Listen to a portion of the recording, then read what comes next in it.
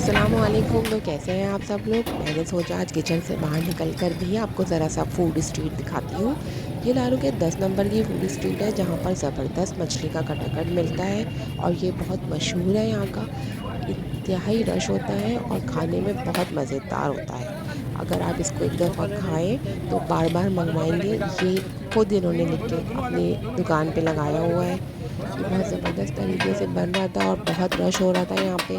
आप लोगों को दिखाने के लिए मैंने यहाँ पर वीडियो बनाई और ये पार्सल भी होता है। ये यहाँ पर बना रहे थे, इसका सलाद और इसके पैकेट बने हुए थे चटनी के, जो ये पार्सल करके देते हैं और बहुत टेस्टी होता है। और सर्दियों में तो मछली खाने का मज़ा ही और है। सर्दियाँ अब स्टार्ट हो चुकी हैं तो आप यहाँ पर 10 नंबर पे कोने पे ही इनका हाउस है। यहाँ पर बैठने का भी इंतज़ाम किया हुआ है और रश भी बहुत होता है और खाने में ये बहुत मज़े की होती है।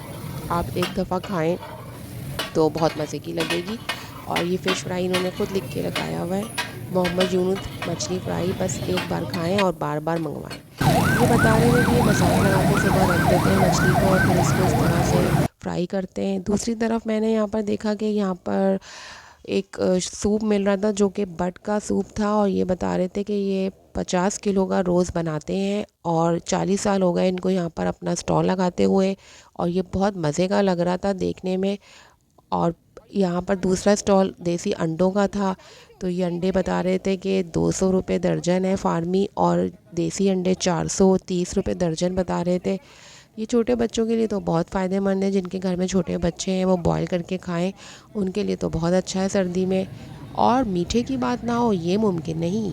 यहाँ पे दूसरा स्टॉल लग रहा था जिसके अंदर दही बड़े थे, रसमलाई, रबड़ी, कस्टर्ड और जी गरम गरम गुलाब जामुन भी बन रही थी।